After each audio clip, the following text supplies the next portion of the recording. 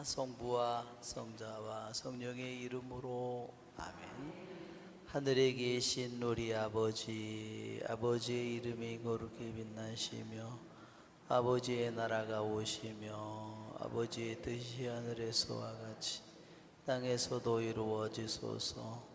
오늘 저희에게 일용할 양식을 주시고 저희에게 잘못한 일을 저희가 용서하오니 저희 죄를 용서하시고 저희를 유혹에 빠지지 않게 하시고 악에서 구하소서. 아멘. 성부와 성자와 성령의 이름으로 아멘. 24일부터 소모임이 금지가 해제된다고 그랬죠? 네. 나라에서 그렇게 발표를 한 것 같습니다. 그렇죠?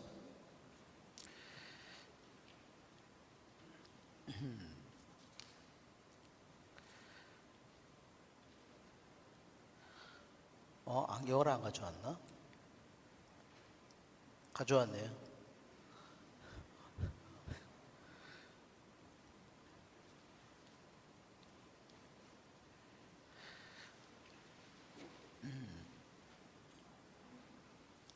오늘은 다니엘서 11장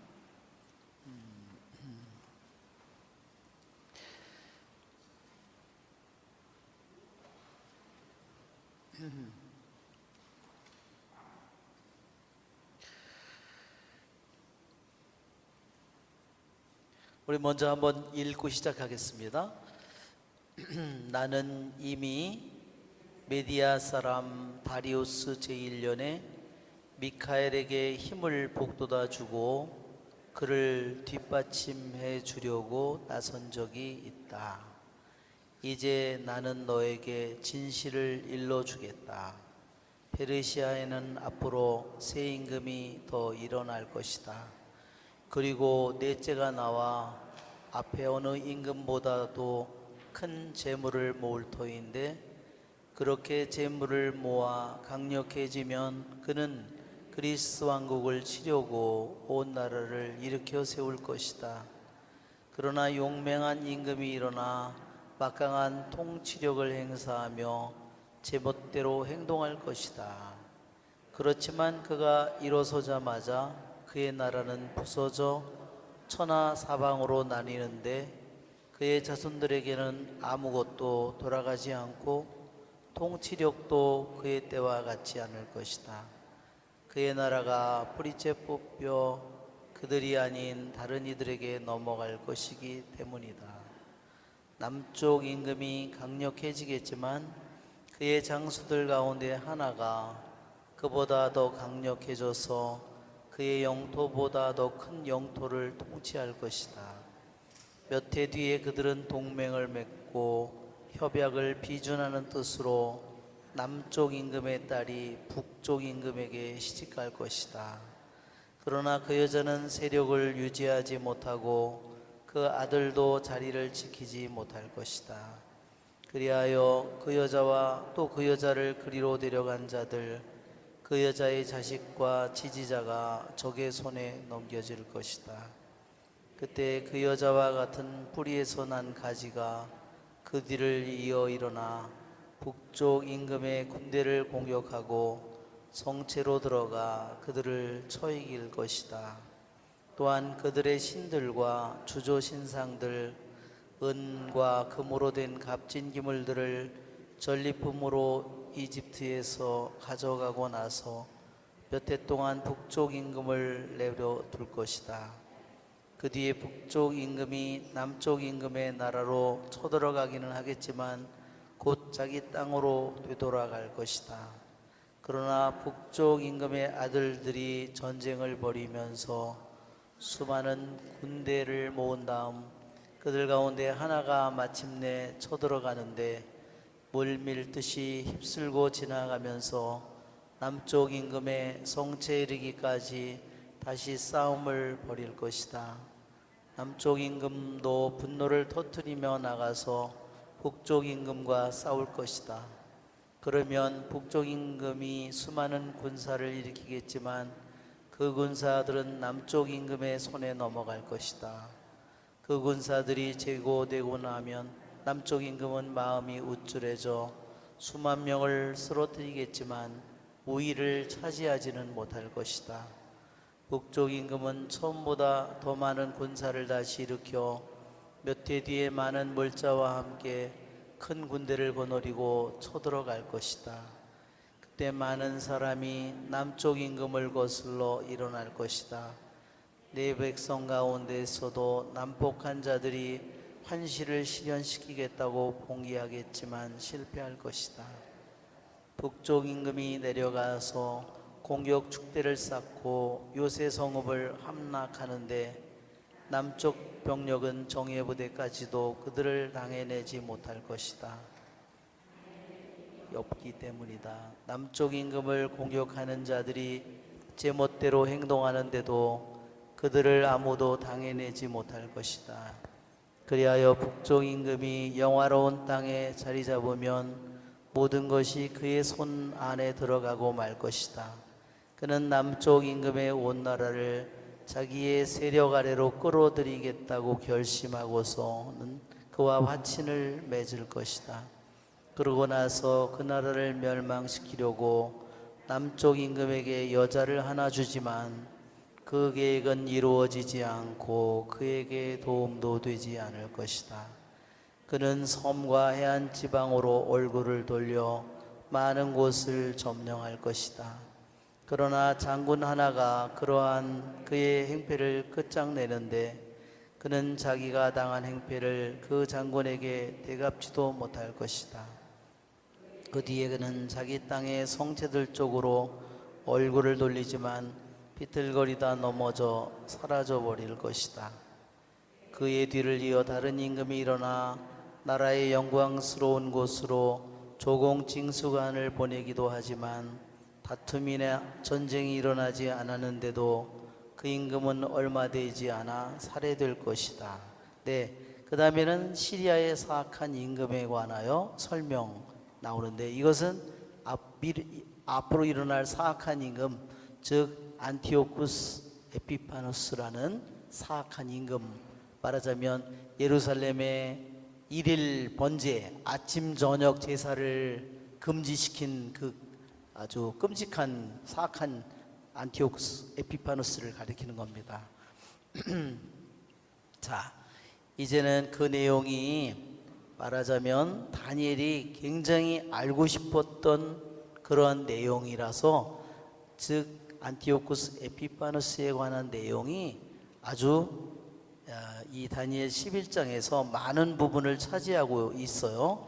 21장 말하자면 11장 21절부터 45절 거기까지가 바로 이 안티오쿠스 에피파누스에 대한 것을 이 천사가 무슨 일이 일어날 것인지를 미리 다니엘에게 설명해 주는 것입니다. 그래서 이 다니엘서 11장은 말하자면 다니엘에게 천사가 나타나서 다니엘이 본 그러한 환시를 설명해 주는 내용입니다. 지난번에는 천사가 나타나서 다니엘이 쓰러지고, 그렇죠? 다시 힘을 북돋아주고 뭐 다시 이러한 내용들이 나왔다면, 이제는 그 환시를 구체적으로 설명해 주는 그러한 부분입니다. 먼저 그림을 한번 보면, 이것이 그림을 먼저 보면 유대인이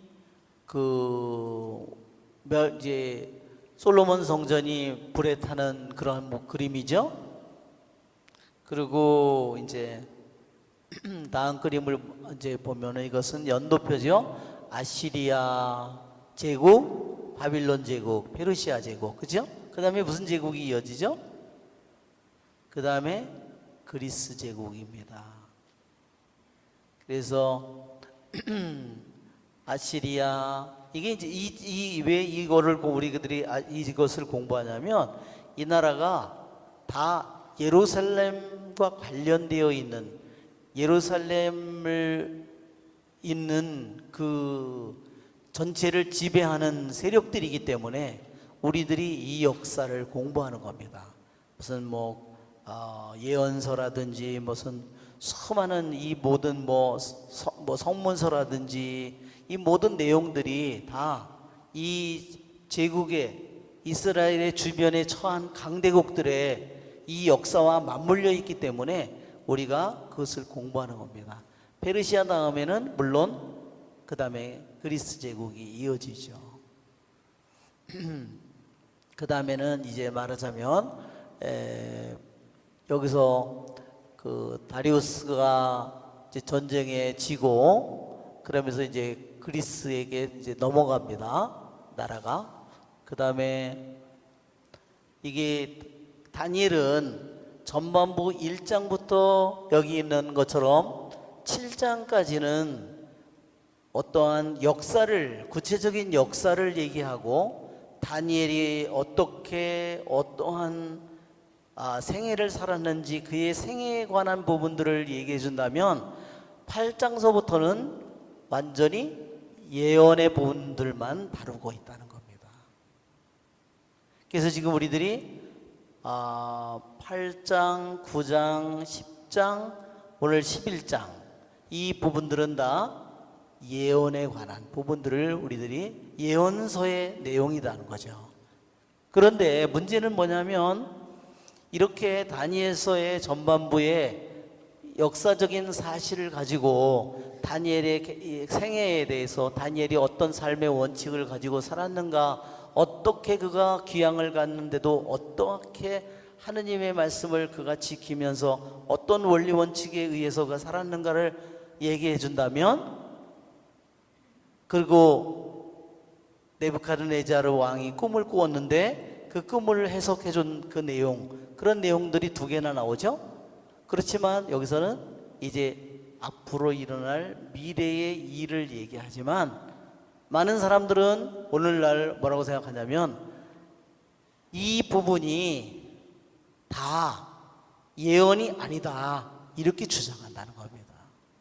그러니까 여러분, 우리들이 그것이 정체가 뭔지를 딱 알아야 돼요.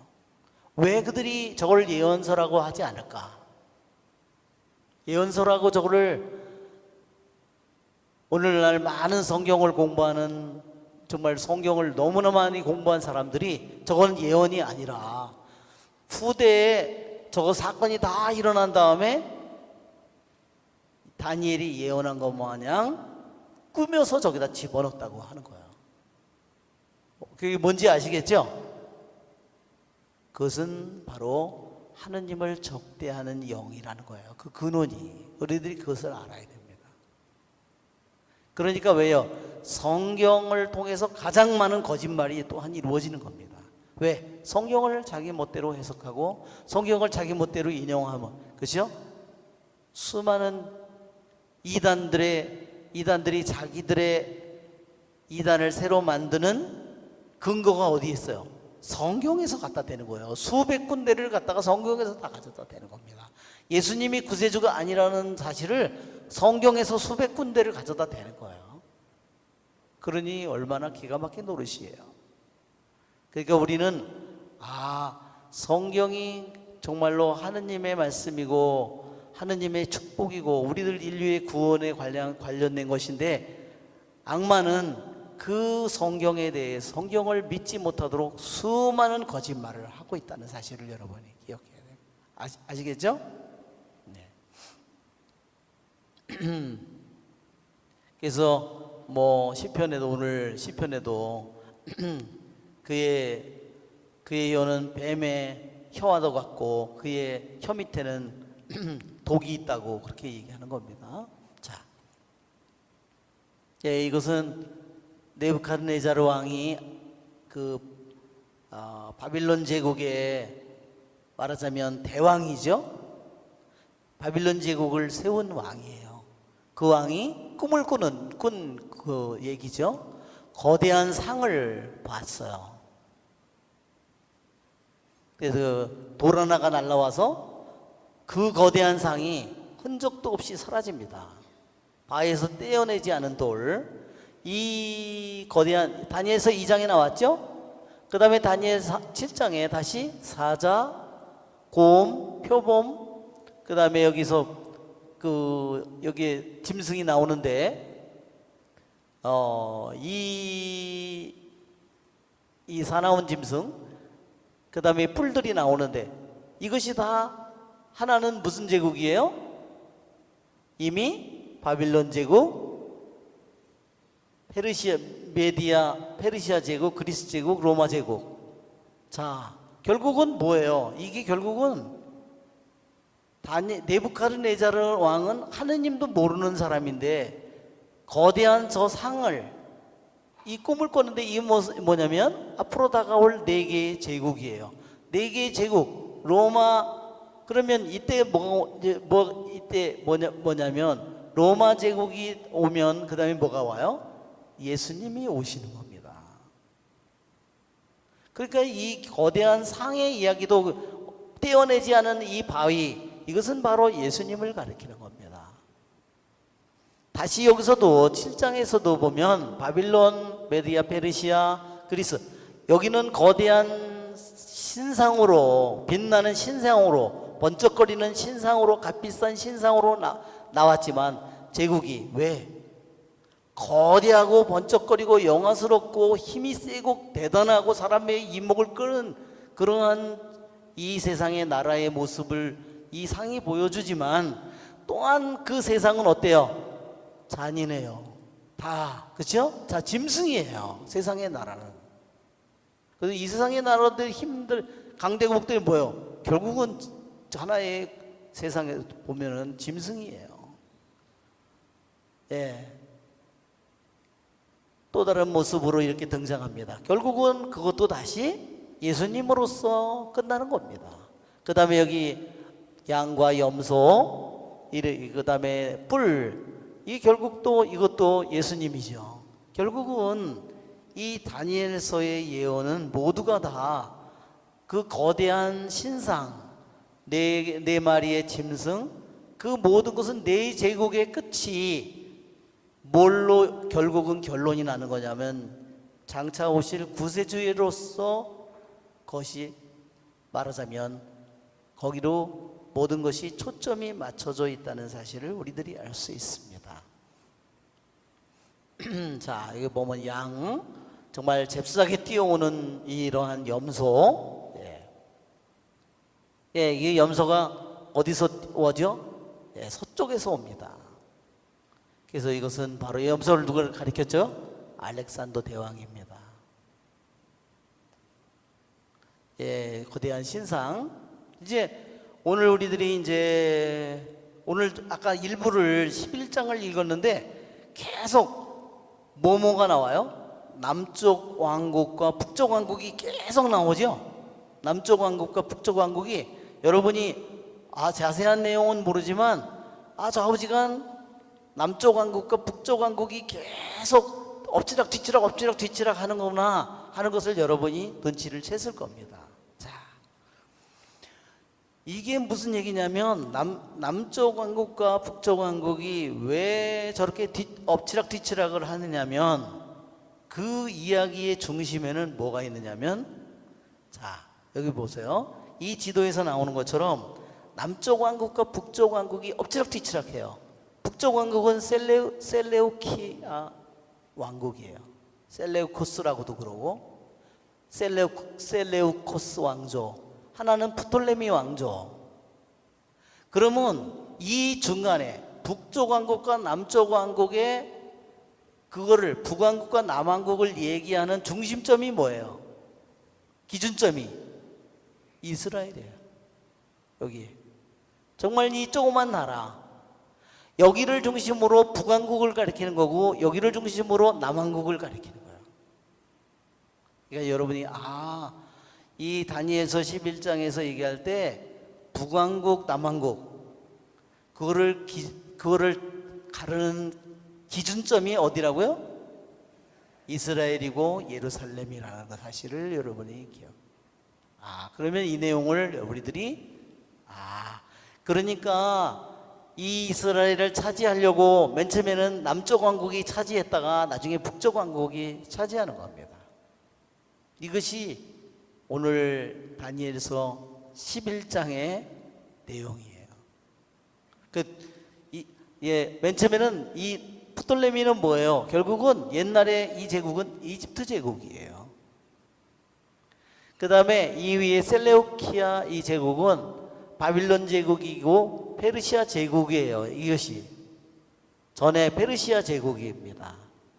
그래서 맨 처음에는 이스라엘은 항상 에집트와 가까웠어요. 그래서 에집트가 맨 처음에 프톨레미 왕조가 이 나라를 이스라엘을 오랫동안 지배하지만 후반기에 넘어가면요 페르시아 시대에 아니 그리스 시대에 이제는 그리스 시대에 셀레우키아 왕조가 말하자면 이스라엘을 차지한다는 겁니다. 자, 즉 여기서 똑같이 남왕국 프톨레미, 북왕국 셀레우키아, 여기가 바로 이스라엘이다. 여기가 터키죠. 여기가 지금 터키고 여기가 터키로 넘어가는 여기가 터키에서 동방에서 그리스로 유럽으로 넘어가는 저기가 말하자면 여기서 넘어가는 겁니다. 여기가 여기 흑해에서 여기 열려 있죠? 바다가 열려 있죠? 말하자면 이것이 동방과 서방을 가르는 저 기준점이에요. 이게 여기입니다. 여기. 자, 이것은 아시리아, 바빌로니아 이쪽의 옛날 지도입니다. 아시리아, 바빌로니아. 그래서 이게 남왕국과 북왕국의 모습이에요. 자, 원래 페르시아가 나중에 이제 이 아시리아, 메디아, 에집트, 그리스 나중에는 그리스가 이 전체를 다 다스리게 됩니다. 그런데 그 그리스는 우리들이 잘 아는 것처럼 알렉산더 대왕이 정말 어린 나이에 정말 이 여기에 있는 그리스가 요만하잖아요. 요 조그만 나라가 이 전체 대륙을 다 점령한 겁니다. 에집트까지 몽땅. 그것을 이룬 사람은 알렉산더 대왕이에요. 그런데 나이는 얼마밖에 안 됐어요? 30살밖에 안 됐어요. 그러니 간땡이가 얼마나 뽑겠어요. 그죠? 결국은 자기를 신이라고 그렇게 사람들에게 부르라고 그랬고, 그 다음에 결국은 뭘 했어요? 그가 좋아한 것은 맨날 술 파티를 완전히 어떻게 아주 완전히 만취해 이틀, 3일, 4일을 연속해서 마셨다는 겁니다. 한 번 술을 먹다가 수십 명씩 죽었다는 겁니다. 왜? 해독이 안 된 상태에서 계속 먹으면 어떻게 되겠어요? 그럼 갑자기 죽는 거죠. 왜 그런 짓을 했겠어요? 여자들은 수도 없이 많고, 그렇죠? 저 많은 나라를 점령했으니 예쁜 여자들이 얼마나 많았겠어요? 종류도 갖가지로 다. 그러니 밤새도록 그들이 술을 먹고 그 다음에 무슨 짓을 했겠어요? 그리고 그 사람들은요, 유럽 사람들은 황제나 왕은요, 기본적으로 남자이지만 여자를 말하는 게 아니라 항상 남자가 같이 동성애자가 있었어요. 서양 사람들이 그러한 모습이, 그 성향이 그게 있어요. 물론 알렉산더도 물론 마찬가지였죠. 30살인데 열 몇 살 먹은 애들이 항상 남자애들이 있었다는 거죠, 옆에. 그래서 30살에 죽고 나니까 갑자기 이 나라가 넷으로 갈라졌어요. 그러는데 여기 프톨레미, 셀레우코스, 안티고누스, 그 다음에 그리스 본토, 이렇게 이것이요 완전히 나중에 네 개로, 프톨레미 왕조, 셀레우키아 왕조, 그리스에 있는 이 왕조, 여기 보면 다른 왕조, 여기 있는 소아시아에 있는 이 왕조가 완전히 내수로 완전히 갈라지는 데까지 2, 30년이 걸렸다는 겁니다. 왜? 자기네들끼리 밑에 있는 사람들 서로 자기를 차지하려고 싸운 게 몇십 년이 걸렸다는 거예요. 그러면서 이제 나라가 갈라집니다. 여기 있는 것처럼 카산델, 리시마쿠스, 셀레우코스, 프톨레미. 성경에서 나오는 것은 그리스 본토에 있건 소아시아에 있는 거는 문제가 안 되고 이제 예루살렘을 중심으로 이스라엘 중심으로 북쪽에 있는 셀레우코스하고 프톨레미만 나와요. 다뤄요. 여기서 아무것도 다른 거는 관심이 없어요. 중요한 것은 뭐냐면 예루살렘과 거기를 하느님의 백성을 누가 차지하느냐, 그들이 어떤 고통이 올 것이 어떤 어려움이 올 것인가, 그거를 얘기하기 때문에 여기서 이제 얘기하는 것은 셀레우키아 왕조하고 네 개의 나라로 그리스가 갈라지지만, 그래서 다 성경에서 지금 다루고 있는 부분은 북왕국의 내용과 남왕국의 내용이고, 그 중심에 있는 것은 뭐예요? 유대 나라이고 예루살렘입니다. 자, 이제는 그것들이 이제는 점점 시간이 지나면서 안티오쿠스 3세가 나오죠. 안티오쿠스 4세, 안티오쿠스 1세, 안티오쿠스 2세, 안티오쿠스 3세, 안티오쿠스 4세. 이게 북쪽에는요, 북쪽하고 남쪽의 이름이 달라. 남쪽은 다 프톨레미예요. 프톨레미 딱 프톨레미인데, 북쪽은 안티오쿠스가 나왔다가 셀레우코스가 나왔다, 셀레우코스가 나왔다, 오메. 그러니까 김씨 씨가 번갈아 하듯이 북쪽의 왕국에는 왕의 이름이 셀레우코스라는 왕하고 셀레우키아 왕조라고 그랬잖아요. 안티오쿠스라는 왕하고 두 가지 이름이 반복해서 나와요. 그거를 상식적으로 이제 아시면 됩니다. 자, 이게 이제 그런 내용이고, 나중에 안티오쿠스 에피파노스가 성전에다가 제우스 신상을 세우는 거예요. 이게 황폐를 부르는 우상, 이것이 바로 말하는 겁니다. 이게 알렉산더죠. 말을 타고. 예. 이게 황폐의 우상. 그래서 안티오쿠스 4세인데 자기가 자기 이름에다가 에피파노스라는 이름을 붙였어요. 에피파노스라는 말은 뭐냐면 신현, 이런 뜻입니다.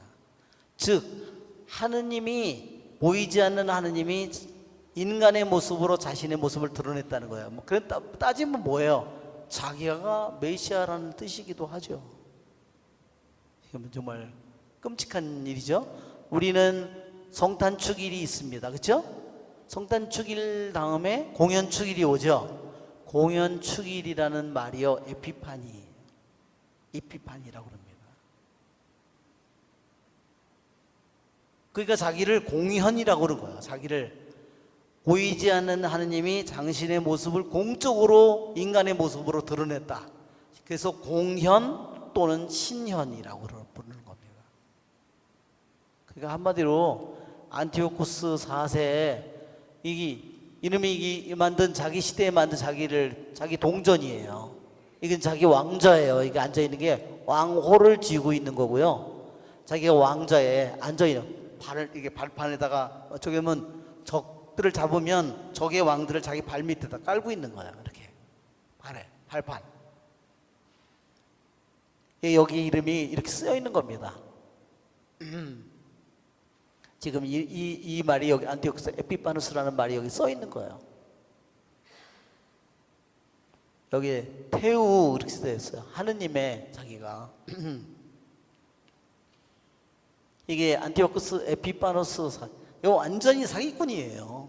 그러니까 진짜 저기에서 나라를 잡은 게 아니라요, 자기 형을 죽이고선 왕위에 오르는 겁니다. 말하자면 여기 안티오쿠스, 자기 아버지가 그 사람이에요. 아버지가. 그리고 본인도 마찬가지고. 네.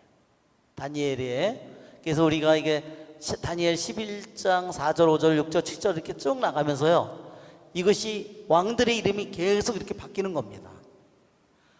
그러니까 사람들이 저거를 못 믿는 거예요. 왜?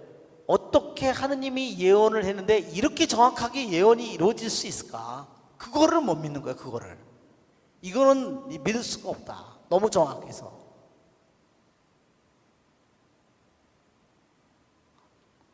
믿을 수 없는 이유가 그겁니다. 이게 알렉산더의 전투의 모습이고요. 자, 그래서 이 남쪽에 있는 유다 남쪽에 있는 프톨레미 왕국, 즉 이집트 왕국하고 북쪽에 있는 셀레우키아 왕국 두 나라가 계속 전쟁을 해요.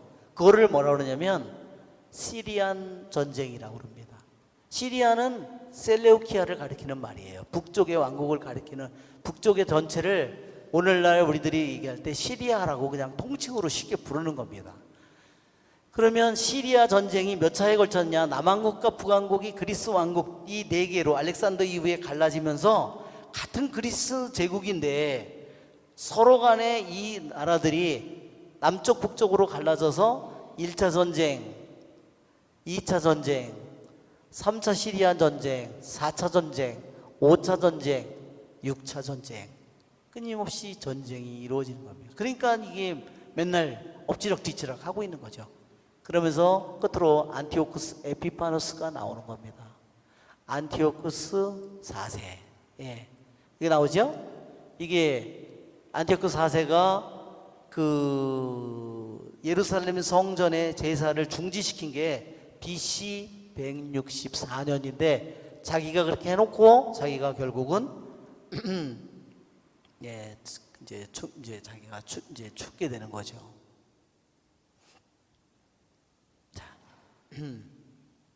자, 이거는 이 사람들의 족보를 가리켰는데요. 이게 제우스의 이거는 포르피리는 정말로 유명한 철학자입니다. 철학자 포르피리. 근데 이 포르피리 철학자가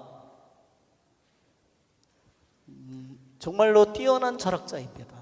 얼마나 뛰어난 철학자인지 이 사람은 본래 로마 출신이 아니라 티로 지방의 시돈 티르 있죠?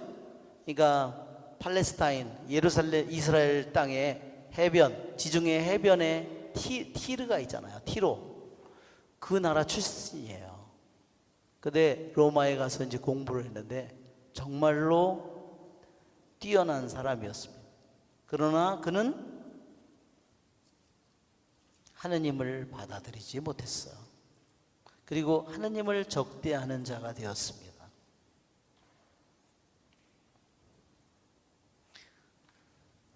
그는 플로티누스 그 정말 유명한 그리스의 철학자입니다. 그 철학자의 작품을 다 모았어요. 그것이 에네아드라는 책입니다. 에네아드. 그렇게 뛰어난 철학자이고 유크리드의 그러한 기하학 같은 거 있죠? 그런 것들에 대한 책을 쓴 유명한 사람이고, 그는 정말로 음악, 호모의 시, 그 다음에 식물에 대해서 광범위한, 그 다음에 논리학, 철학, 그러한 책이요 교과서로 쓰일 만큼 대단한 사람입니다. 포르피리라는 것은 원래 이름은 말쿠스인데 어릴 때 말쿠스라는 말은 히브리어로요. 그래서 왕이라는 뜻입니다. 부모님이 지어준 이름은 말쿠스였는데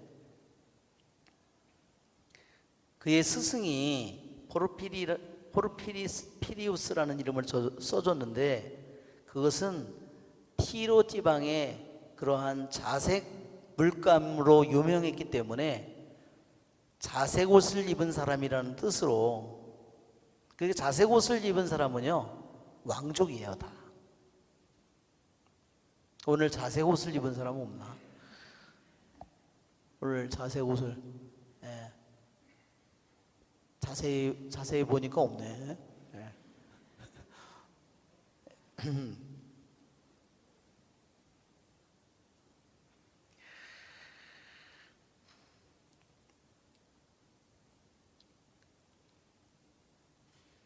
그는 늙은 나이에 결혼했다고 그러는데요.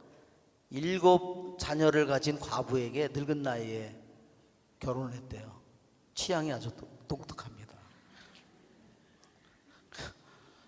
젊은 여자들도 그 당시 사회는 정말 그러면 쉽게 결혼할 수 있는데, 그렇게 뛰어난 철학자가 7애를 가진 과부한테 결혼한 거 보면 참 기가 막혀요.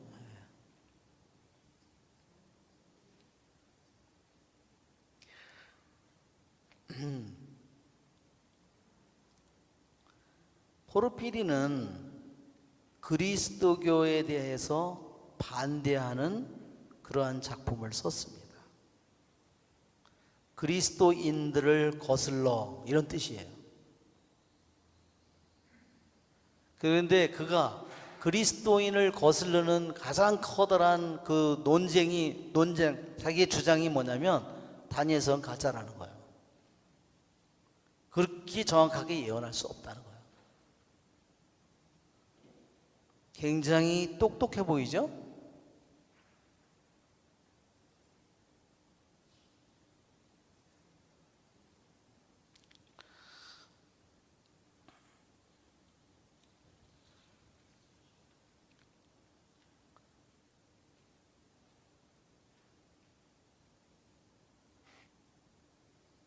그가 왜 그런 주장을 했냐면, 인간은 미래를 알 수 없다. 그런데 다니엘이 그렇게 그리스의 왕국에 대해서 앞으로 200년 동안 그리스 왕국이 이어질 텐데, 그리스 왕국이 어떻게, 그 왕들이 어떻게, 어떤 왕들이 나올 거고, 어떻게 그들이 어떤 정략을 쓸 거고, 어떻게 어떤 나라가 이어질 거고, 그것을 너무너무나 정확하게 얘기했기 때문에 그는 분명히 이것은 예언이 아니라 후대의 사람들이 알고 나서 거꾸로 그거를 미래 시제로 만들어서 집어넣었을 거라는 거예요. 그는 뭐를 모를까요? 하느님의 영을 모르는 겁니다. 하느님의 영을 모르는 거예요. 정말 그렇죠? 그게 비극이죠. 인간의 영으로는 정말로 그러니까 인간의 영으로는 그 철학자, 그 플로티너스의 작품을 다 모아서 그것을 에네아드라는 책으로, 한번 여러분 에네아드라는 책을 한번 쳐보세요. 얼마나 유명한 책인지. 그런 사람이지만 그 인간의 영은 아무리 세상의 인간의 영으로는 너무너무 뛰어난 영이지만 하느님의 영을 받아들이지는 못합니다. 그것이 인간의 영의 한계입니다.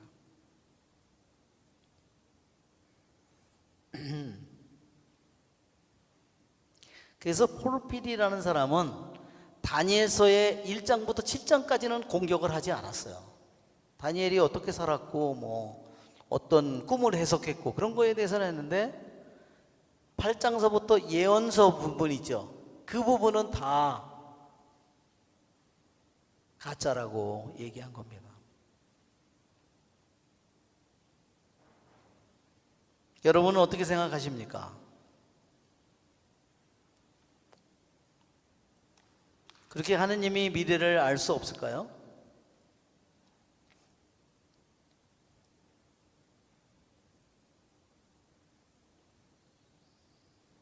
저는 한번 이사야서 55장을 한번 펴보세요. 이사야 55장. 저는 이사야 55장에 있는 말씀을 정말로 좋아합니다.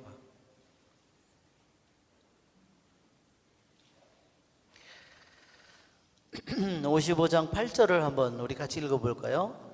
내 생각은 생각과 같지 않고 너의 길은 내 길과 같지 않다. 주님의 말씀이다. 하늘이 땅 위에 드높이 있듯이 내 길은 너의 길 위에, 내 생각은 너의 생각 위에 드높이 있다. 그래요. 그렇죠?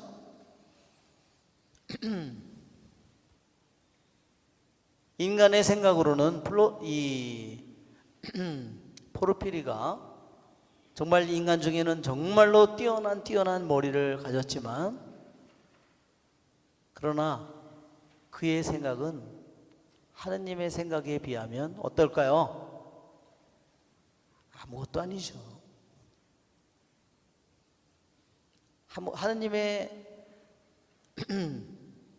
하느님의 지혜 앞에. 왜? 하느님의 지혜는, 하느님의 생각은, 곧 하느님의 생각은 하느님의 말씀이죠. 하느님의 말씀은 곧 뭐죠? 실현이죠. 하느님의 말씀은 곧 존재죠. 그러나 포르피리의 생각은 생각일 뿐이지, 하느님은 인간의 생각이 헛된 줄을 아신다 그랬어요. 그는 자기 자신도 다스리지 못하는 사람이야. 아니, 늙은 그 많은 거를, 철학을 공부한 다음에 늙은 나이에 글쎄 7 자녀를 둔 과부한테 시집을 결혼을 했다니까.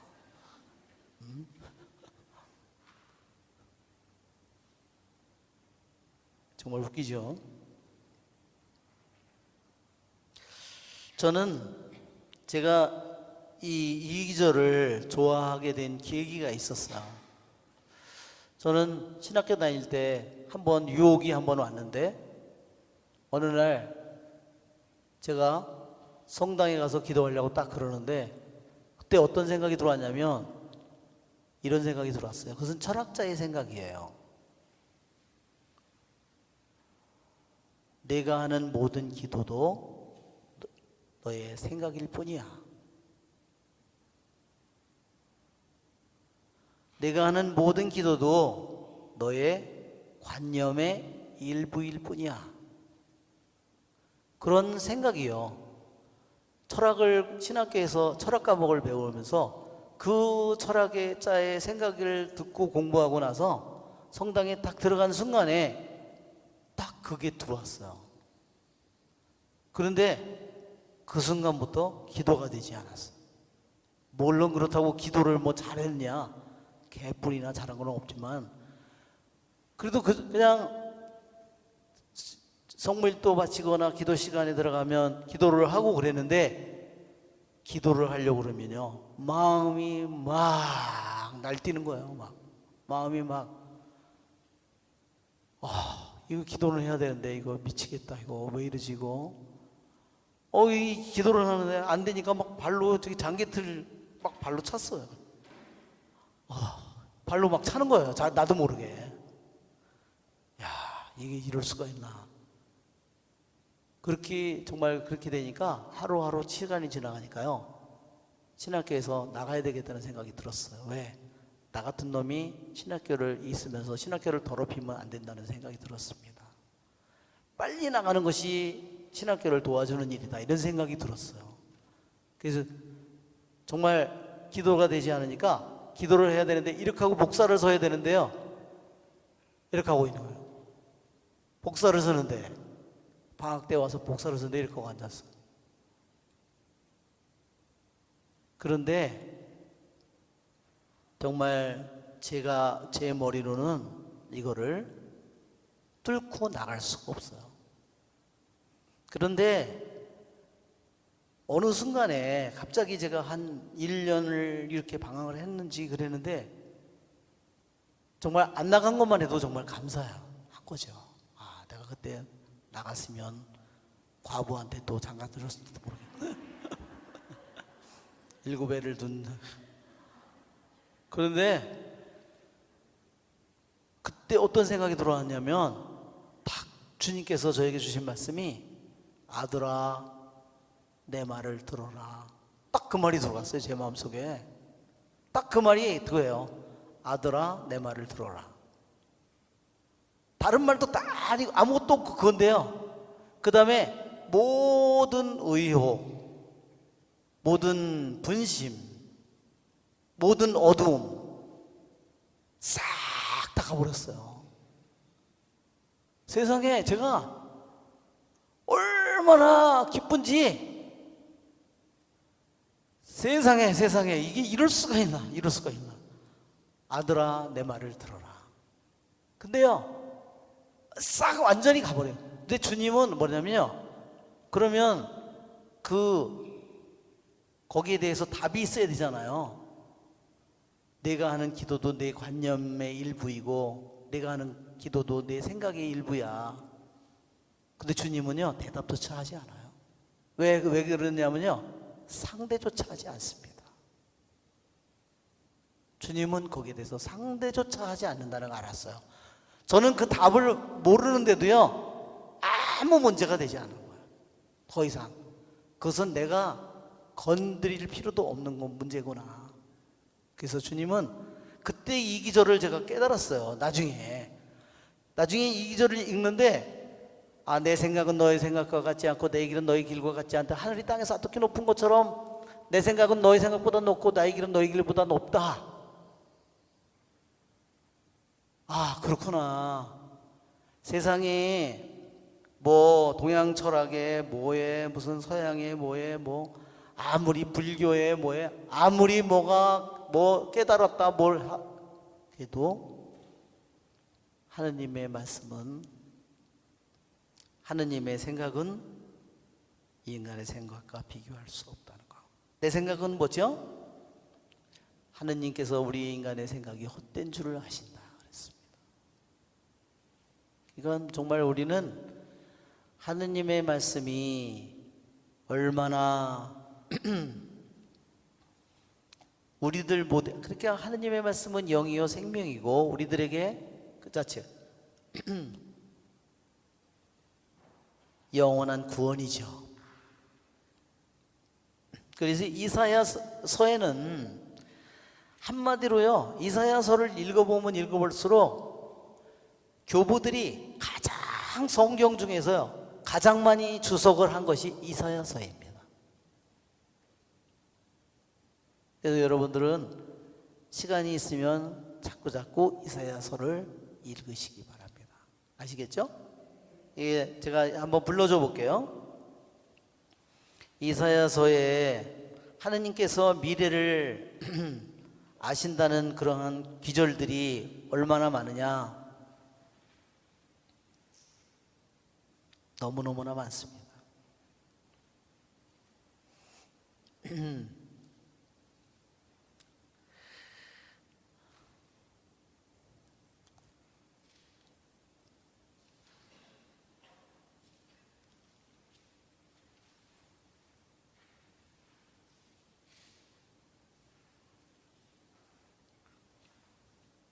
지금 어디다 놨는지 찾지를 못해가지고 지금 헤매고 있어.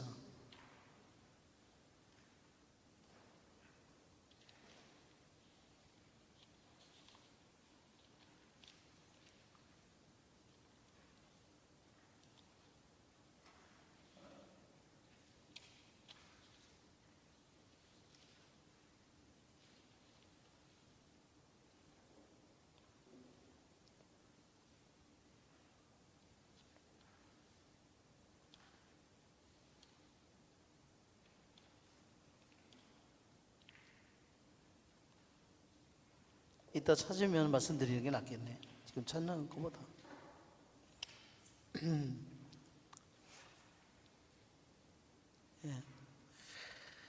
예, 일부만 우선 한번 펴보세요. 이사야서 46장을 먼저 한번 펴보세요. 이사야서 46장.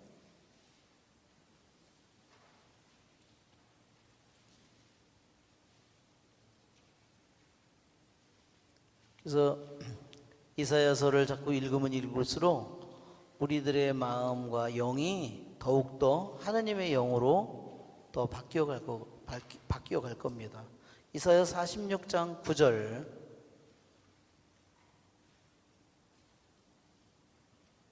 10절 한번 읽어볼까요? 먼 옛날의 일들을 기억해 보아라. 내가 하느님 다른 이가 없다. 내가 하느님 나 같은 이가 없다. 나는 처음부터 장래 일들을 알려주고 예전부터 아직 이루어지지 않은 일들을 알려주며 내 계획은 성사되고 나는 내 뜻을 모두 이룬다고 말하는 것이다. 11절에도 나는 해 뜨는 곳에서 맹금을 불러오고 먼 나라에서 내 계획을 이룰 사람을 불러오느니라. 내가 말하였으니 그것을 반드시 이루리라. 내가 계획하였으니 그것을 반드시 실행하리라. 예, 이러한 기졸들이 이사야서에는 뭐 너무너무나 많이 있습니다. 또 한번 이사야 41장을 한번 배워볼까요? 다 이사야서에 뭐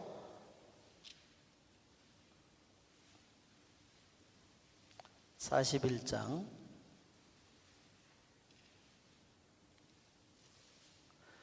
자 21절을 한번 같이 읽어볼까요? 너희의 소송거리를 가져오너라. 주님께서 말씀하신다. 너희의 증거를 제시해 보아라. 야곱의 임금님께서 말씀하신다. 다가와서 우리에게 알려라. 앞으로 무엇이 일어날지를, 예전의 일들이 어떤 것인지 알려라. 그러면 우리가 그것들을 살펴 그 결말을 알게 되리라. 아니면 앞으로 올 일들을 우리에게 말해 보아라. 너희가 신이라는 것을 우리가 알 수 있도록 다가올 일들을 알려보아라. 예, 예, 고만 읽겠습니다. 그 다음에 42장 또 있으니까 42장 8절 9절 나는 야훼 이것이 나의 이름이다. 나는 내 영광을 남에게 돌리지 않고 내가 받을 찬양을 우상들에게 돌리지 않는다. 보라, 예전에 알려준 일들은 이루어졌고 새로 일어난 일들은 이제 내가 알려준다. 싹이 트기도 전에 내가 너희에게 들려준다. 예, 43장에도 또 마찬가지예요. 한 장 한 장에 뭐 넘어갈수록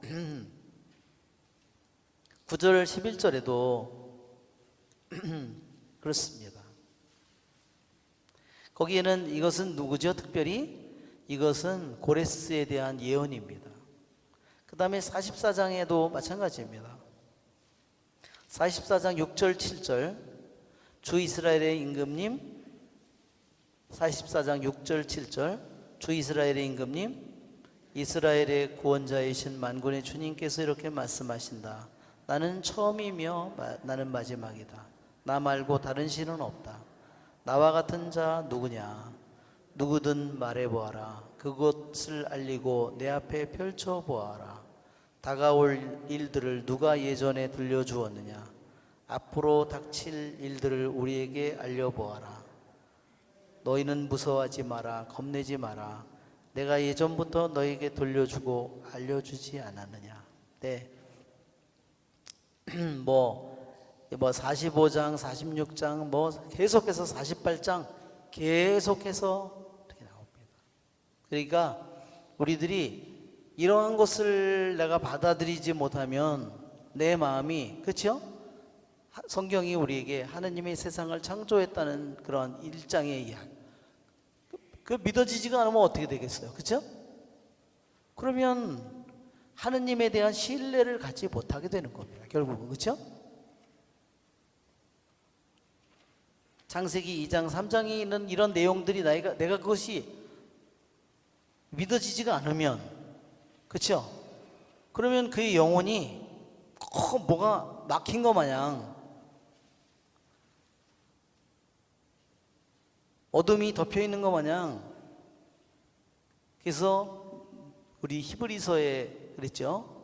히브리서 3장에 믿지 않는 악한 마음이라고 했어요. 우리 히브리서 3장 한번 보고 히브리서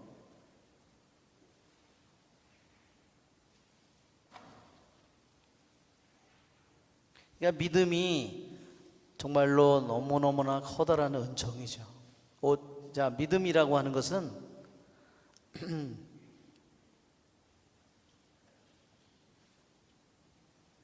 하느님이 주시는 은총이라고 그랬어요. 하늘에서 내려오는 은총이라고. 히브리 3장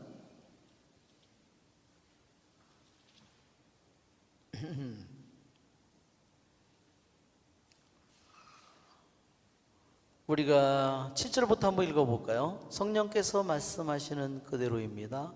오늘 너희가 그분의 소리를 듣거든 마음을 완고하게 갖지 마라. 광야에서 시험하던 날처럼 반항하던 때처럼 거기에서 너희 조상들은 내가 한 일을 보고서도 나를 떠보며 시험하였다. 40년 동안 그리하였다. 그래서 나는 그 세대에게 화가 나 말하였다. 언제나 마음이 빗나간 자들, 그들은 내 길을 깨닫지 못하였다. 그리하여 나는 분노하며 맹세하였다. 그들은 내 안식처에 들어가지 못하리라. 형제 여러분, 여러분 가운데 믿지 않는 악한 마음을 품고서 살아계신 하느님을 저버리는 사람이 없도록 조심하십시오. 거기 나오죠?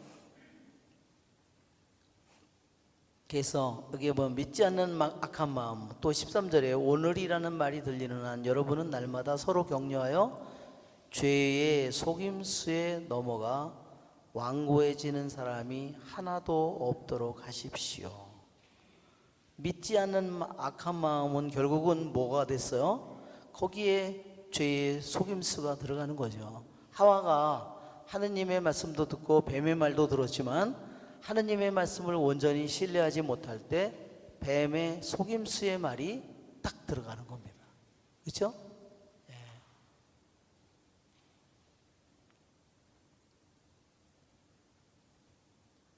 그래서 우리는 오늘 또한 이 말씀을 통해서 믿지 않는 성경의 말씀을 믿지 못하는 그런 마음을 가진 사람들을 위해서 오늘 우리들이 기도해야 되겠다.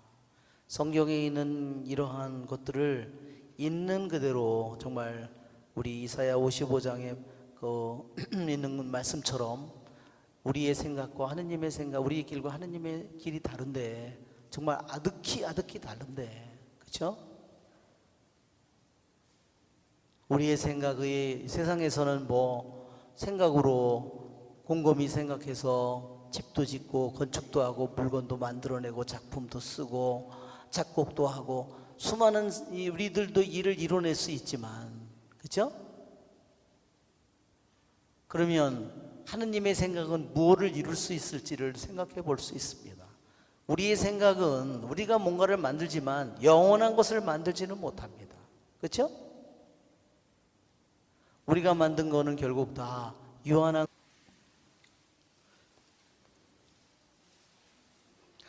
우리가 성경에 신약에 보면 마태, 마르코, 루카, 요한복음 말고 사도행전 말고는 나머지는 다 거의 다 서간이죠. 바오로 사도가 쓴 서간입니다. 그럼 바오로 사도가 이 서간을 그냥 인간의 생각으로 썼을까요? 이것은 분명히 영입니다. 이것은 예언의 영이에요. 인간의 생각으로 쓴 것이 아닙니다. 이것은 분명히 예언의 영으로 안에서 하느님의 영에서 샘솟듯이 나온 겁니다.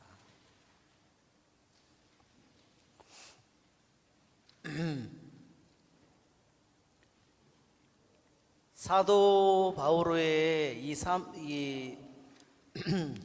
성령을 받은 사도 바오로의 안에서 성령이 이 말씀을 바오로에게 들려줬기 때문에 바오로 사도가 이 말이 바오로 사도를 통해서 나온 것이지 이것은 인간의 생각이 아니라는 거죠.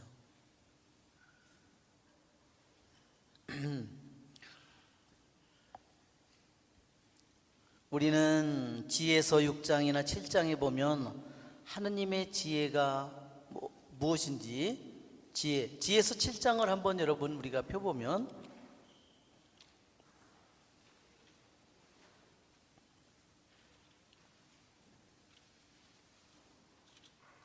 지혜의 본성, 그렇죠? 지혜의 본성이 7장 22절부터 지혜 안에 있는 정신은 명석하고 거룩하며 유일하고 다양하고 섬세하며 민첩하고 명료하고 청절하며 분명하고 손상될 수 없으며 선을 사랑하고 예리하며 자유롭고 자비롭고 인자하며 항고하고 확고하고 평온하며 전능하고 모든 것을 살핀다. 또 명석하고 깨끗하며 아주 섬세한 정신들을 모두 통찰한다. 지혜는 어떤 움직임보다 재빠르고 그 순수함으로 모든 것을 통달하고 통찰한다. 그렇죠? 이게 정말 이 지혜는 하느님의 영이에요. 결국은 하느님의 지혜는 하느님의 영입니다. 그러니까 우리들이 하느님의 말씀을 들을 때 하느님의 지혜를 우리들이 마주하고 있는 거죠.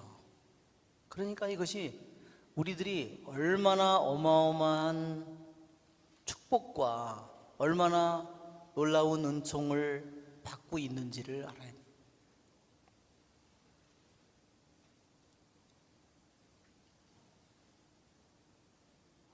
이거는 뭐 정말 누가 아무리 지체 높은 사람이라고 그래서 재벌이라고 해서 이것을 얻을 수 있는 게 아니잖아요. 그렇죠?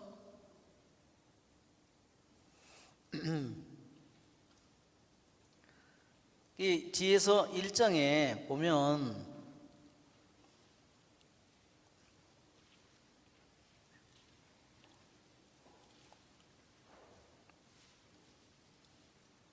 뭐라고 그랬어요?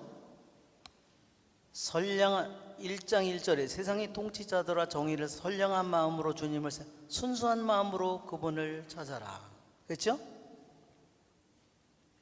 4절에도 지혜는 간악한 영혼으로 들지 않고 죄의 얽매인 육신 안에 머무르지 않는다.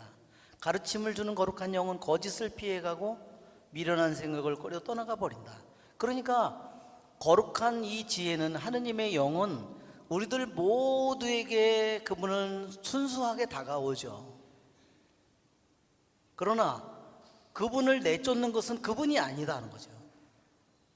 그분은 우리들에게 순수함으로, 그분은 사랑으로, 우리들 자비로 우리들에게 모두 다가오지만 그분을 내쫓는 것은 뭐예요? 바로 미련한 생각, 거짓, 간악한 영혼, 그렇죠? 순수하지 못한 마음, 욕심에 가득 찬 마음, 이 모든 것들이 그분을, 내가 이 세상에 있는 좋은 것들을 얻으려고 가장 좋은 것들을 내가 잃어버리고 있다는 사실을 우리는 알아야 된다는 겁니다. 그렇죠? 그러니까 하느님이 얼마나 공평해요.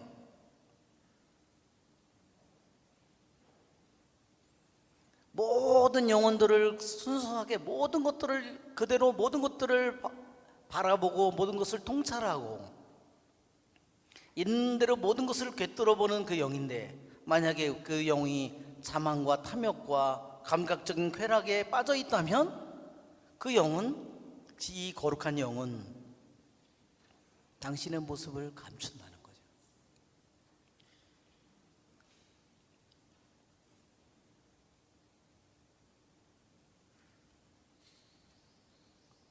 그러니까 아무리 메시아가 오셔서 얘기하고 당신을 보여줘도 보고 또 보아도 보지 못하고 듣고 또 들어도 깨닫지를 못하는 겁니다.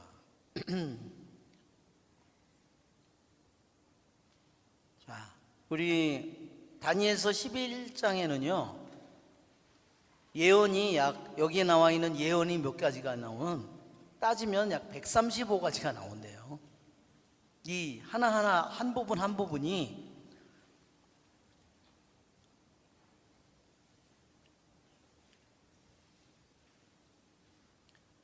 (135가지나) 되는 예언이 여기에 나와 있는데, 이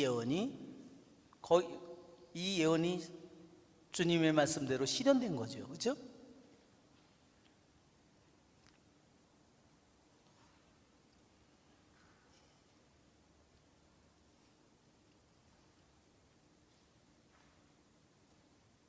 자, 여기 천사는 메디아 사람 다리우스 제1년에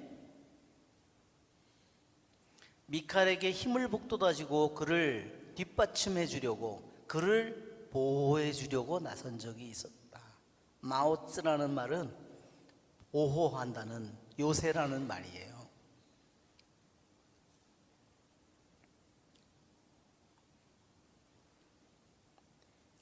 자, 2절에 이제 나는 너에게 진실을 일러주겠다.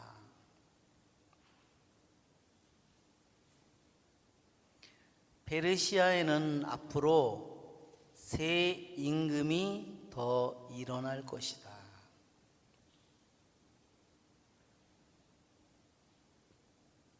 자, 첫 마디가요. 이제 나는 너에게 진실을 일러주겠다. 내가 환신을 봤는데 그 내용이 뭔지는 몰라요.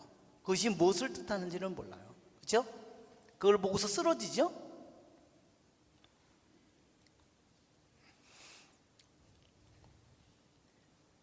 그래서 이 말은 이렇게 얘기합니다. 이제라는 말은요, 더 강조된 말이라는 거죠. 지금 이 순간에도 그렇죠? 지금 이 순간에 말하자면 그렇습니다. 그분께서는 이 성경의 말씀을 통해서 지금 이 순간에 나에게 진실을 말한다는 겁니다. 그래서 너에게라는 말이 그래서 다니엘이라고 볼 수도 있고, 그건 다니엘에게 한 것은 물론 확실한 말이죠. 그렇지만 이제라는 말이 지금 이 순간에 이 말씀을 읽는 순간에 우리 한 사람 한 사람에게 그분이 진실을 알려준다는 말입니다.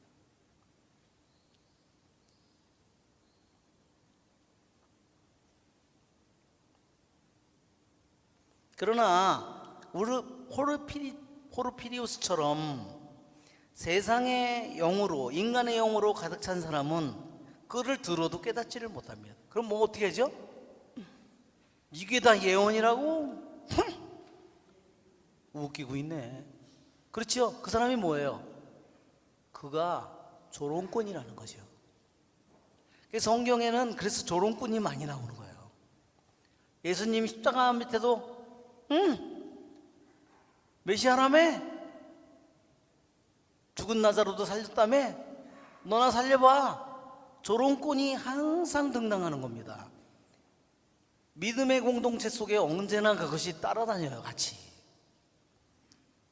에집트를 탈출해서 모세가 백성을 이끌고 사막을 가지 40년 동안에요, 계속해서 조롱꾼들이 끊임없이 같이 그 공동체 속에서 한 속에서 계속 얘기를 하는 겁니다. 그래서 교부들은 그걸 뭐라 하냐면 깨구리라고 그랬어요. 그죠? 여러분 왜 그런지 아세요? 여러분 깨구리 소리 들어봤어요? 요새 비 오니까 어디서 깨구리들이 도대체가 논도 없는데 어디서 울리는지, 비만 오면 이 동네에서요 깨구리들이 어마어마하게 웁니다. 그렇죠? 어디서 울까요? 여기 조그만한 나무나 정원 같은 데 있는 데서 걔네들 거기서 우는 거예요. 다 조그만한 공원, 여기 길가에 보면 저기 있죠? 나무 숲 조금 있죠? 거기에서 있는 겁니다. 거기서 그놈들이 1년 동안을 기다리면서 하는 거예요. 개구리의 특징이 뭐냐면요, 한 놈이 하잖아요. 그러면 딴 놈이 옆에 있다가 그래가지고 그냥 한 놈이서 하면은 그 다음부터 와와와 이렇게 되는 겁니다. 이게 그게 조롱꾼들이 하는 거예요. 그 사람들은 뭐 해요? 자기 편을 한마디 하고서 다른 자기 편이 누군가를, 그 사람들을 모으는 거예요. 그 믿지 않는 사람들의 악한 마음이에요.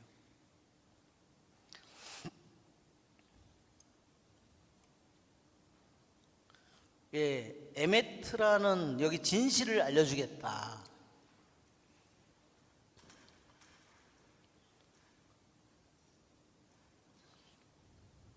히브리어 아마 글자 한번, 혹시 글자 한번 찾아볼 수 있는 그 히브리어 그 알파벳.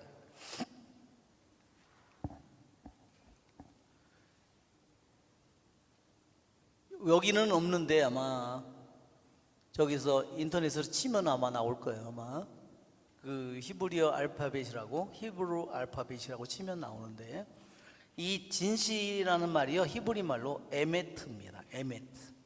에메트라는 말은요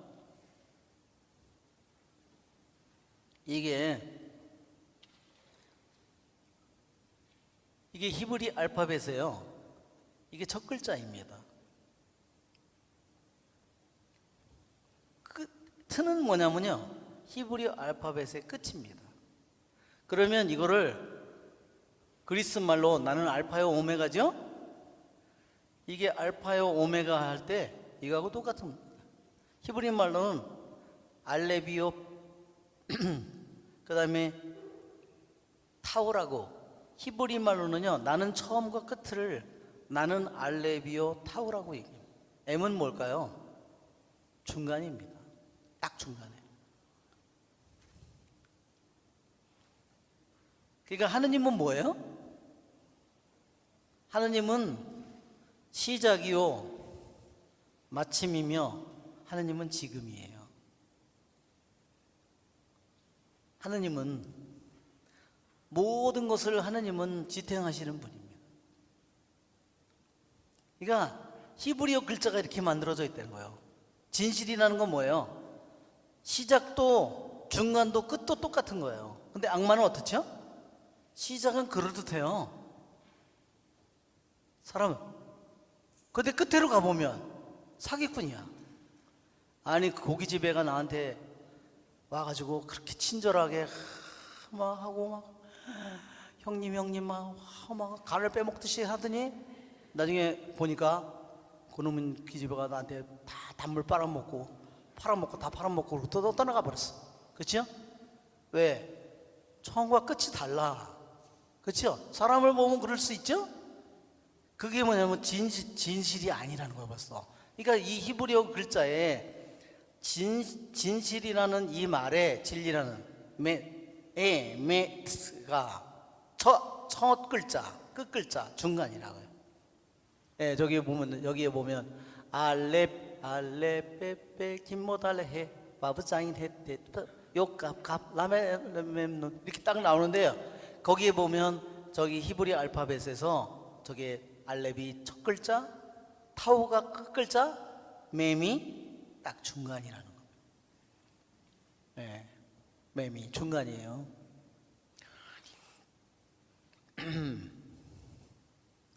그래서 저도 지난번에 그 우리 코로나 사태 때문에 히브리어 그 강의가 있어가지고 그 강의를 들었는데 그 강의를 들으면서 거기서도 이 말이 또 나오더라고요. 우리들도 그래야 되겠죠? 그래서 하느님께서 항상 성실한 사람들을 하느님은 귀하게 여기십니다. 그래서 하느님은 언제나 진실한 사람을 귀하게 여겨요. 좀 모자르더라도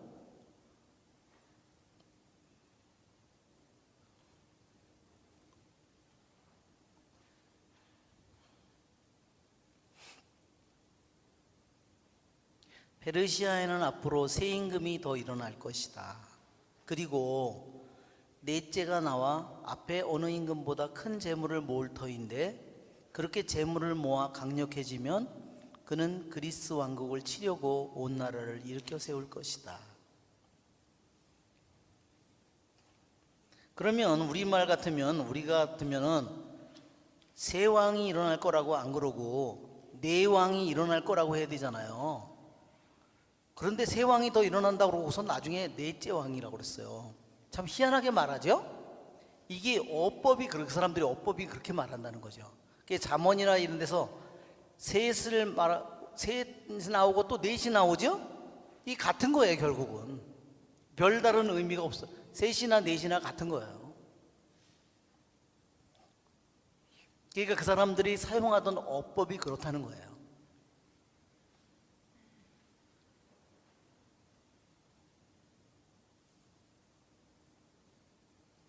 이제 페르시아의 이제 마지막 왕이 아주 다른 전에 페르시아 왕들보다도 더 강력한 왕이 될 거라는 거예요. 그러니까 그 왕이 어떻게 됐을까요?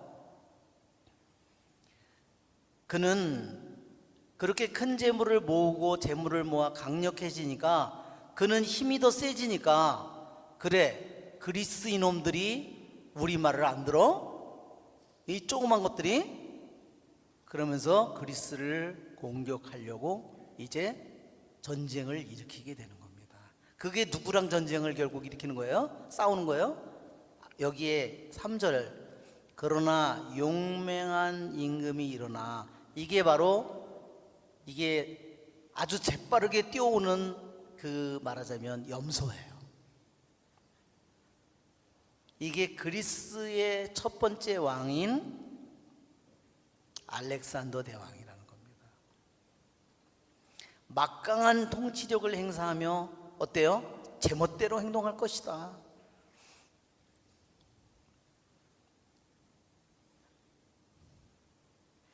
어떻게 했죠? 그 그리스서부터 페르시아까지 인도까지 점령을 하면서 그 나라의 법을 몽땅 다 통일시키고 민족들을 결혼을 시켰어요. 이 민족들끼리 다 그 사람들을 문화와 종교도 모두 다 혼합해서, 그것이 바로 그리스 제국이 한 짓이에요. 그것이 바로 제멋대로 행동한다는 말입니다. 그리스 왕국을 친다, 이것이 뭐냐면요, 결국은 나중에 살라미스 해전인데 이것이 BC 480년에 일어난 전쟁이에요. 페르시아와 그리스와의 전쟁인데 병력이나 군사력으로나 경제력이나 뭘로 그리스가 절대로 이 페르시아 제국의 상대가 되지 않죠. 한번 우리 지도를 여러분 한번 보세요.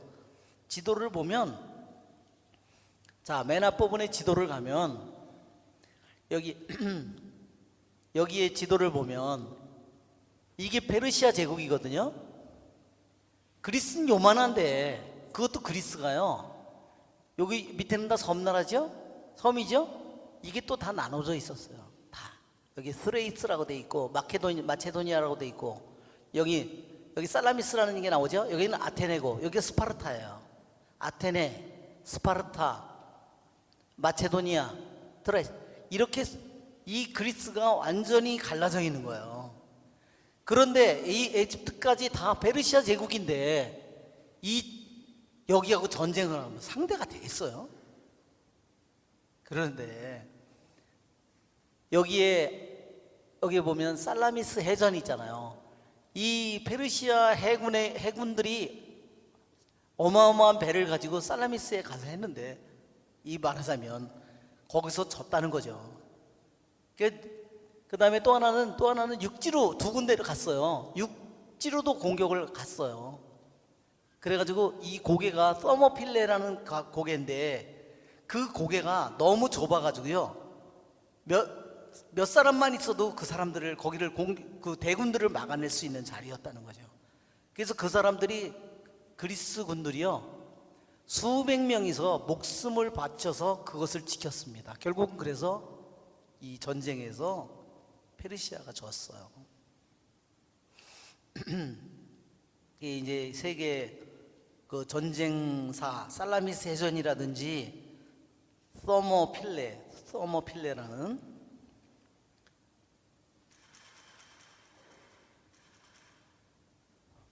서머필레는 고개예요. 고개, 아주 우리나라 강원도에 정말 그 산을 넘어가려면 고기를 지나가야 되는데 너무 좁은 거예요. 그러니까 군사 명만만 지키면 아무리 몇만 명이 와도 그거를 말하자면 막을 수 있는 거죠.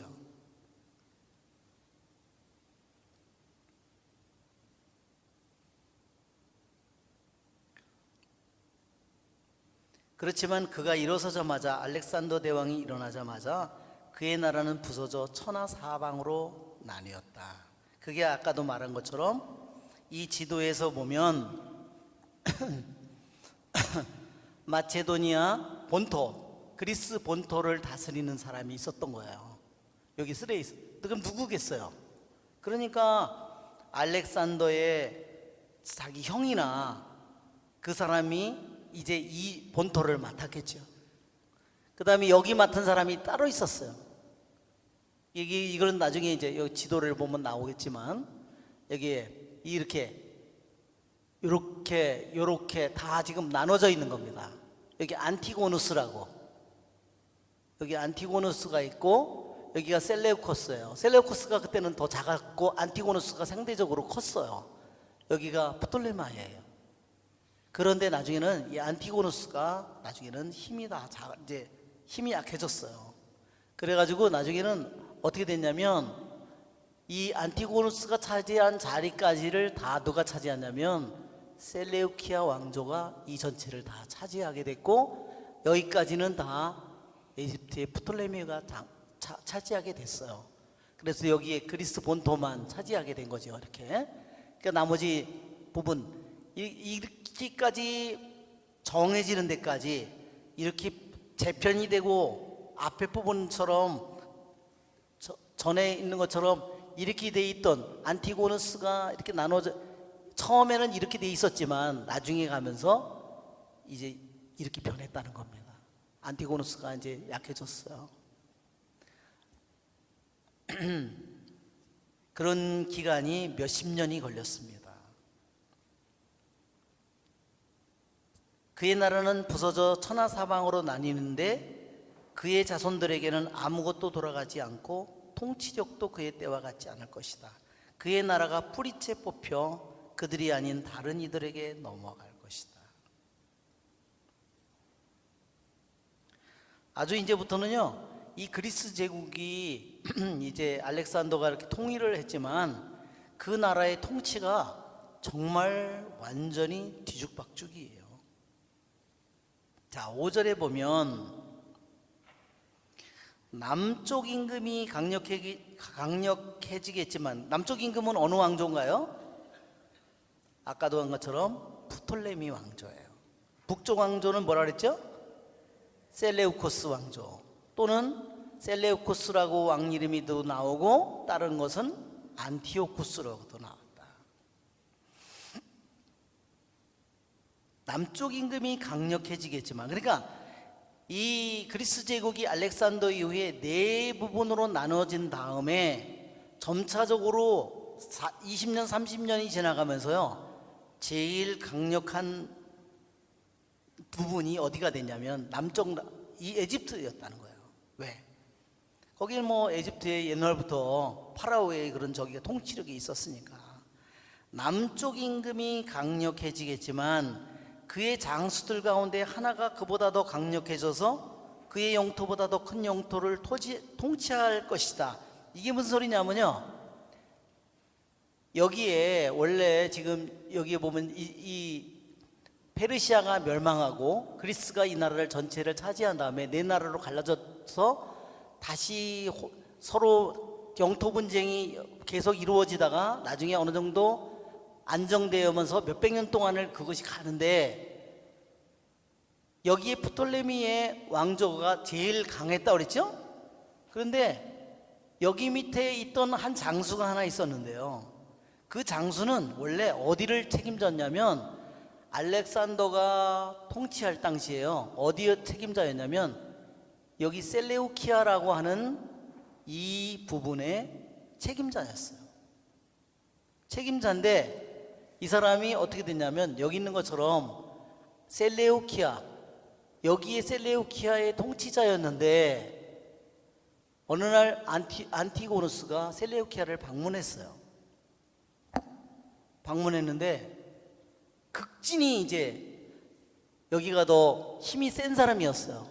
그래서 이 셀레우코스의 책임자인 여기 이 장수가 그 사람이 누구냐면 셀레우코스 이 사람이 원조예요. 이 사람이 대접을 잘했는데 여기서 온 이 안티고노스 밑에 있는 부하를 처벌을 했어요. 그래가지고 안티고노스가 대노를 한 거예요. 아니 네가 감히 너 이제 많이 컸다. 네가 나한테 얘기도 없이 내 부하를 처벌을 했어? 그래가지고요 어디냐면 여기서 이 셀레우코스의 말하자면 통치자였는데 안티고노스가 무서워 자기를 죽일까 봐요. 도망을 쳐가지고 어디까지 갔냐면 여기까지 도망간 거예요. 그래가지고 형님 저 좀 살려주세요. 그래가지고 누가 여기 프톨레미 이 왕이 그래 그럼 내 밑에서 와서 있어. 내가 잘 돌봐줄게. 그렇게 해서 그 밑에서 먹고 사는 거예요. 그게 누구냐면 그의 장수들 가운데 하나가 더 강력해졌다는 말이에요. 그런데 나중에 프톨레미 이 왕이 나는 내가 가서 내 나라를 다시 찾아야 되는데, 그러니까 말하고 병력하고 이런 걸 주어서요, 보병과 기병을 주어서 이 셀레우쿠스를, 자기 밑에 있는 장수를 다시 여기를 돌려보내는데요, 가서 전쟁을 해서 이겼어요. 그래가지고 뭐가 됐냐면 다시 왕자를 되찾았는데, 그때부터 이놈이 정신을 차렸나 봐요. 내가 아주 병신같이 살았구나. 내가 에집트에 가서 내가 그 밑에 가서 프톨레미 밑에 가서 살다 보니까 이걸 이렇게 해야 되는 거는, 그런 걸 많이 배웠나 봐요.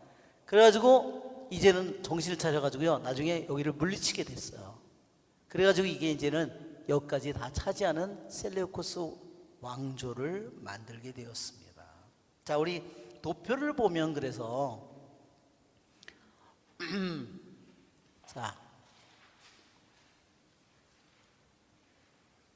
도표가 한글 파일인가? 여기 보면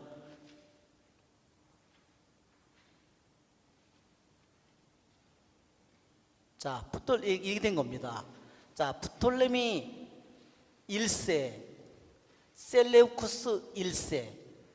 그래서 셀레우쿠스 니카토르라고 그러는데, 바로 셀레우쿠스 니카토르이, 셀레우쿠스가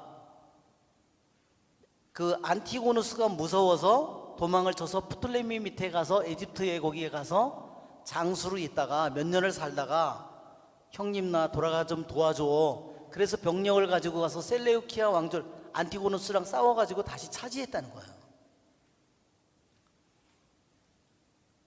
차지한 다음에 이제 그 나라를 자기가 차지하면서 이제는 이 나라가요, 프톨레미보다 훨씬 더 지역도 넓고 훨씬 더 강력해진 거예요.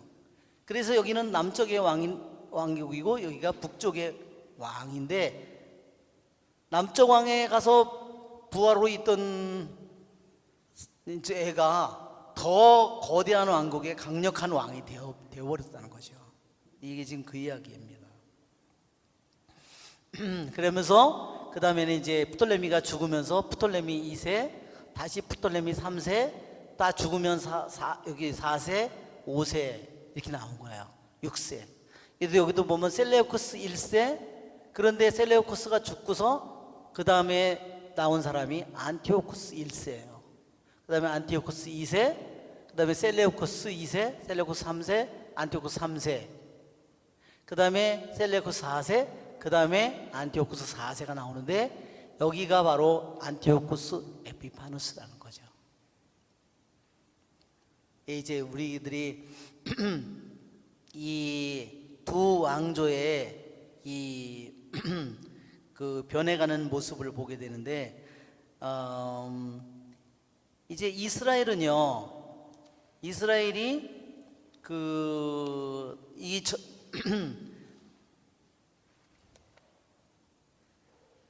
프톨레미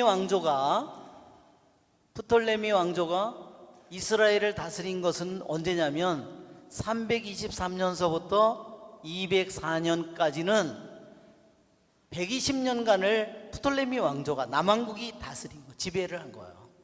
그런데 204년부터 말하자면 165, 이게 뭐냐면 이게 바로 안티오쿠스 에피파누스가 죽는 해예요. 이때까지는 이게 말하자면 셀레우쿠스 왕조가 여기를 다스리는, 여기는 남왕조고요, 그러니까 북왕조.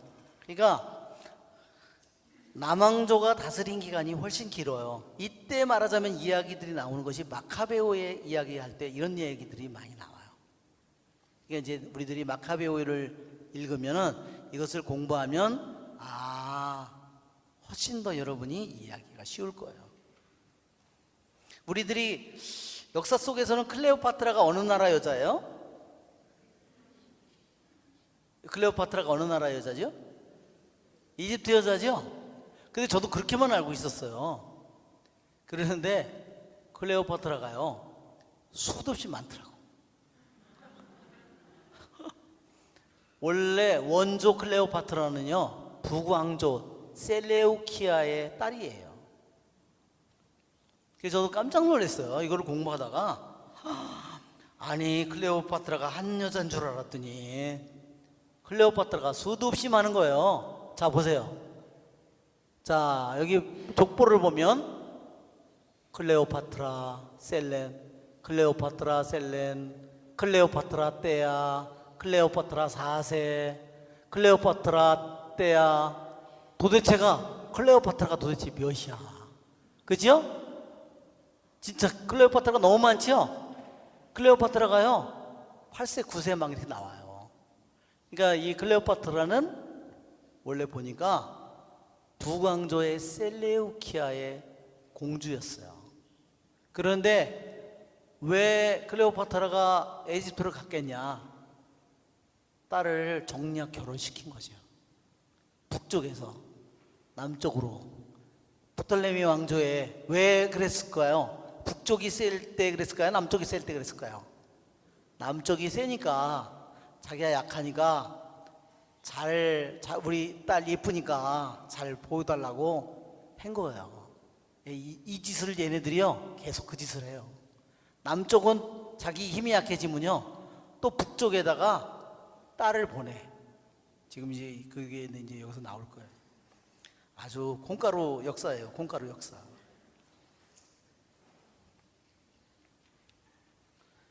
몇 해 뒤에 그들은 동맹을 맺고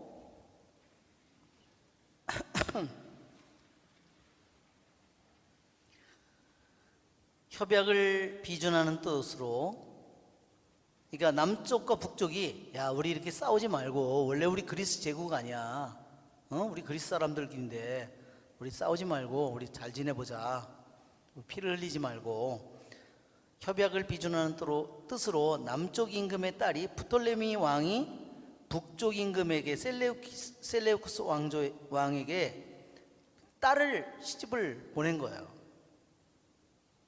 자, 이게 여기 나온 게 지금 그겁니다. 자, 아주 무시무시한 일이 벌어졌습니다.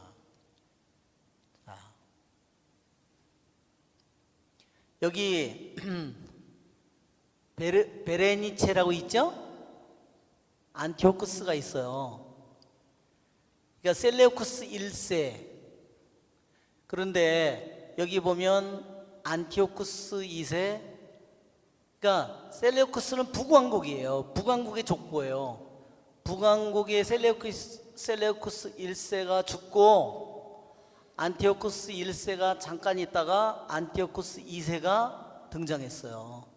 그런데 결혼은 베레니체하고 결혼을 하게 되는데, 이게 첫 번째 결혼이 아니라 두 번째 결혼이에요. 첫 번째 결혼은 라오디체하고 결혼했어요. 그러니까 결국은 안티오쿠스가, 셀레우쿠스 1세가 죽고 안티오쿠스 2세가 나라를 차지했는데 왕이 됐는데 자기 나라의 라오디체하고 결혼을 했습니다. 결혼을 했는데 남쪽 왕국이 우리 잘 지내자 그러면서 자기 딸을 베레니체를 안티오쿠스에게 주니까 안티오쿠스는 웬 떡이야. 그러고서 어떻게 했냐면요, 라오디체하고 이혼을 했어요. 그래, 라오디체가 어떻게 했을까요? 어디서 불러온 년이 본부인을 빼내고 어디서 이집트에서 불러온 년이 와가지고, 그래가지고 또 아들을 낳으니까 그 아들을 왕자로 삼았어요. 이렇게 해서, 그러니까 라오디체가 어떻게 됐겠어요?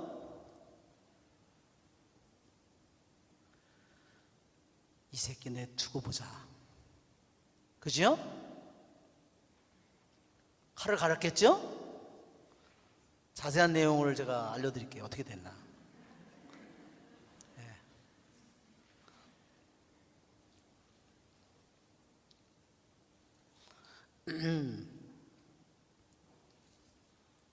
그래서 북의 왕에게 자기 예쁜 딸을 남쪽 왕이 이제 보내서 결혼시켰습니다.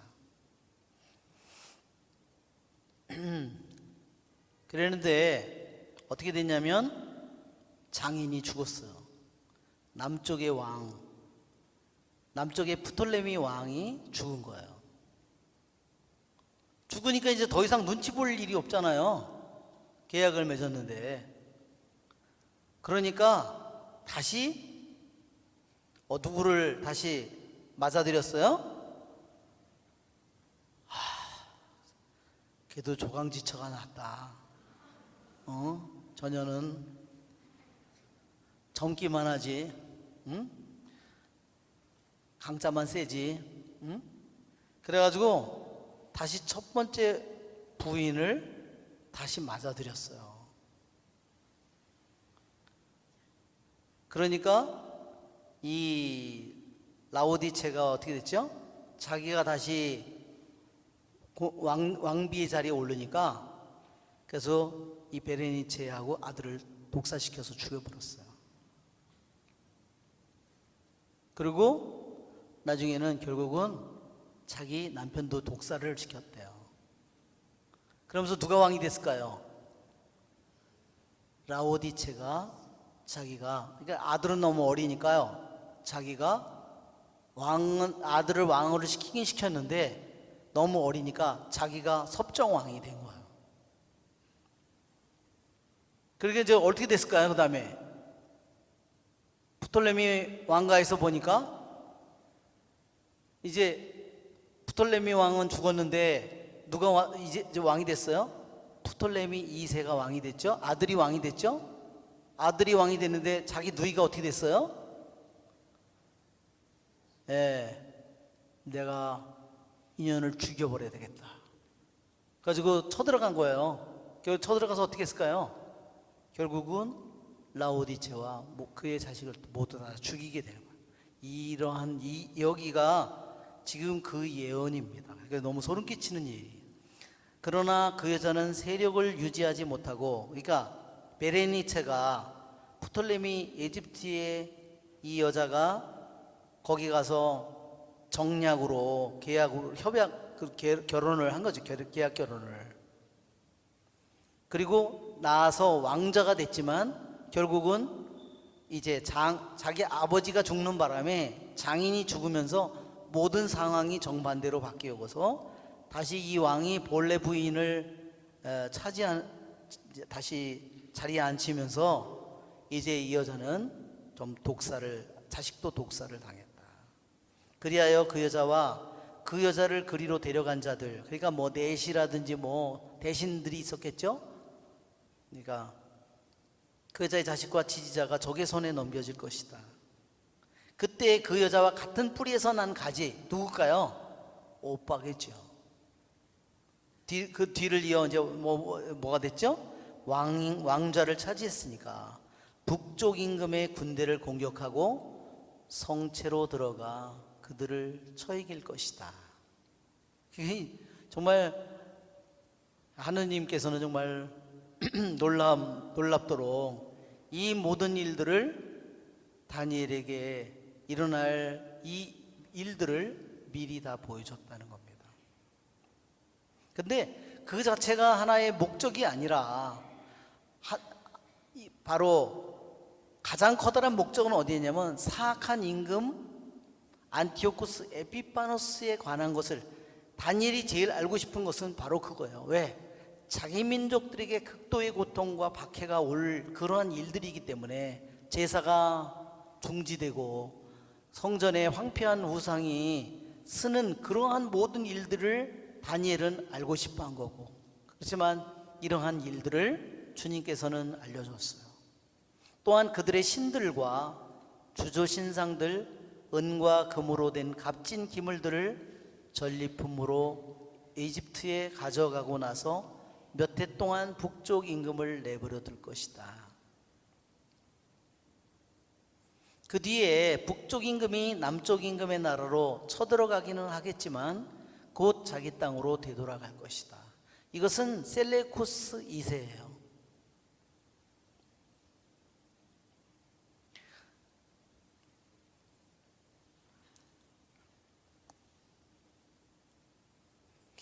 그 다음에 10절에 그러나 북쪽 임금의 아들들이 전쟁을 벌이면서 수많은 군대를 모은 다음, 그러니까 10절은 뭐냐면 셀레우코스 3세예요.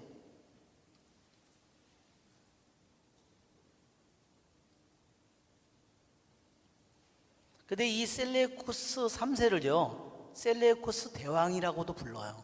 왜냐하면 이제까지는 프톨레미 왕국에게 계속 밀리는 거예요. 근데 이 안티오코스 3세가 나오면서 이제 북쪽의 힘이 이제 훨씬 더 강해졌어요. 그래서 대왕이라는 이름을 붙였습니다. 마침내 쳐들어가서 남쪽의 왕국을 물밀듯이 휩쓸고 지나가면서 남쪽 임금의 성체까지 이르렀다. 남쪽 임금 프톨레미 왕조의 성체는 어디냐면요, 이집트 왕국의 성체는요 팔레스타인 지역이에요. 지중해 해변에 페니키아, 가자, 요즘에도 왜 가자 스트립 나오죠? 이렇게 수건처럼 돼 있는 이 지역, 여기에다가 말하자면 자기네 나라를 막을 요새들을 이집트 프톨레미 왕조의 제 북쪽에다가 세우는 겁니다. 어디냐? 아까 지도를 보면 알지만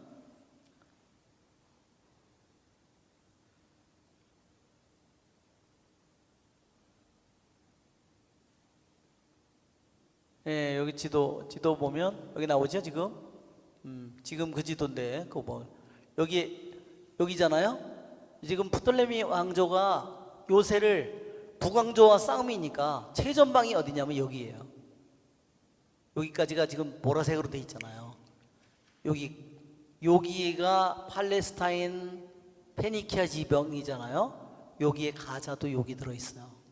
가자 스트립이라고 이렇게 돼 있는 거예요. 무슨 고기 이렇게 무슨 뭐죠? 삼겹살 뭐 베이컨 마냥 그렇게 생긴 거죠. 베이컨 조각 마냥 이렇게. 그래서 그걸 가자 스트립이라고 부릅니다. 그러니까 이제는 셀레우키아가 점점 힘이 세져 가지고 이제는 여기까지 쳐들어갔다는 거예요. 남쪽 임금도 분노를 터뜨리며 나가서 북쪽 임금과 싸울 것이다. 그러면 북쪽 임금이 수많은 군사를 일으키겠지만 그 군사들은 남쪽 임금의 손에 넘어갈 것이다. 이게 남쪽 임금은 이제 프톨레미 벌써 4세예요. 그 군사들이 제거되면 남쪽 임금은 마음이 우쭐해져 수만 명을 쓰러뜨리겠지만 우위를 차지하지는 못할 것이다. 그러니까 남쪽 임금이 이제 이 셀레우키아 왕조에서 힘이 세진 안티오코스 3세를 다시 꺾기는 꺾었는데 남쪽 임금은 우쭐해지면서 그렇지만 그 셀레우키아 그 제역을 차지하지는 못했어요. 이제는 13절에 보면 북쪽 임금은 처음보다 더 많은 군사를 일으켜서 몇 해 뒤에 많은 물자와 함께 큰 군대를 거느리고 쳐내려갈 것이다.